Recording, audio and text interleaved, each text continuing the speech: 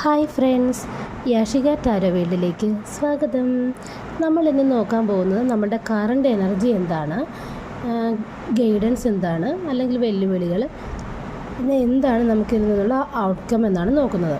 അപ്പോൾ നമുക്ക് കിട്ടിയിരിക്കുന്നത് ടെമ്പറൻസ്, 5 ഓഫ് പെൻറ്റക്കിൾസ്, പിന്നെ ദ ഹൈ പ്രീസ്റ്റസുമാണ് കിട്ടിയിരിക്കുന്നത്.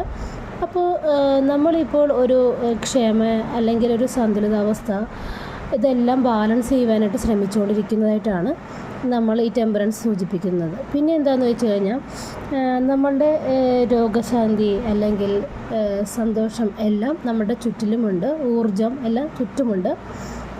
അത് എവിടെയും നഷ്ടപ്പെട്ടിട്ടില്ല, നമ്മളത് കണ്ടെത്തിയാൽ മതി എന്നാണ് പറയുന്നത്.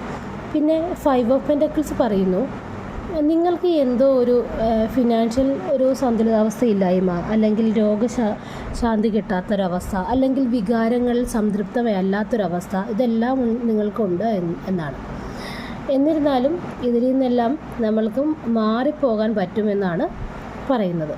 പിന്നെ നമ്മൾക്ക് കിട്ടിയിരിക്കുന്നത് ഹൈ പ്രീസ്റ്റസ് ആണ്. ഹൈ പ്രീസ്റ്റസ് പറയുന്നത് നിങ്ങൾക്ക് വേണ്ട കാര്യങ്ങൾ എങ്ങും അന്വേഷിച്ച് പോകേണ്ട ആവശ്യമില്ലെന്നും, അത് നിങ്ങളുടെ ഇന്നർ വോയിസിൽ തന്നെ ഉണ്ടെന്നും, നിങ്ങൾ നിങ്ങളുടെ ഉള്ളിലേക്കാണ് നോക്കേണ്ടതെന്നുമാണ് പറയുന്നത്. അതായത് നിങ്ങൾ നിങ്ങളുടെ അവബോധത്തെ വിശ്വസിച്ച് മുന്നോട്ട് പോവുകയാണ് വേണ്ടത്. നിങ്ങളും നിങ്ങളുടെ ഉള്ളിലേക്ക് നോക്കിയാൽ തന്നെ നിങ്ങൾക്ക് എന്താണ് വേണ്ടത് അതിനുള്ള ഉത്തരം നിങ്ങൾക്ക് കിട്ടുമെന്നും, നിങ്ങളുടെ കയ്യിൽ അതിനുള്ള ഉത്തരമുണ്ടെന്നുമാണ് ദ ഹൈ പ്രീസ്റ്റസ് പറയുന്നത്. അപ്പോൾ അതായത് ഇത്രയേ ഉള്ളൂ. നിങ്ങൾ രോഗശാന്തി അല്ലെങ്കിൽ ഒരു ജീവിതത്തിലൊരു സന്തുലിതാവസ്ഥ ഇല്ലായ്മ, ഒരു ഊർജം ഇല്ലായ്മ ഒക്കെ നിങ്ങൾക്ക് ഫീൽ ചെയ്യുന്നുണ്ടാകാം. എന്നാൽ നിങ്ങൾ നിങ്ങളുടെ ഉള്ളിലേക്ക് നോക്കുകയാണെങ്കിൽ നിങ്ങൾക്ക് അതിനുള്ള ഉത്തരങ്ങൾ കിട്ടുകയെന്നും, നിങ്ങൾ എങ്ങോട്ടും തേടി പോകേണ്ടതില്ല എന്നും, എന്നാൽ ഇതിനെല്ലാം കുറച്ച് സമയമെടുക്കുമെന്നും, ആ ഒരു ഡിവൈൻ ടൈമിന് വേണ്ടിയിട്ട് നിങ്ങൾ വെയിറ്റ് ചെയ്യണമെന്നുമാണ് ഇതിനകത്ത് പറയാനുള്ളത്.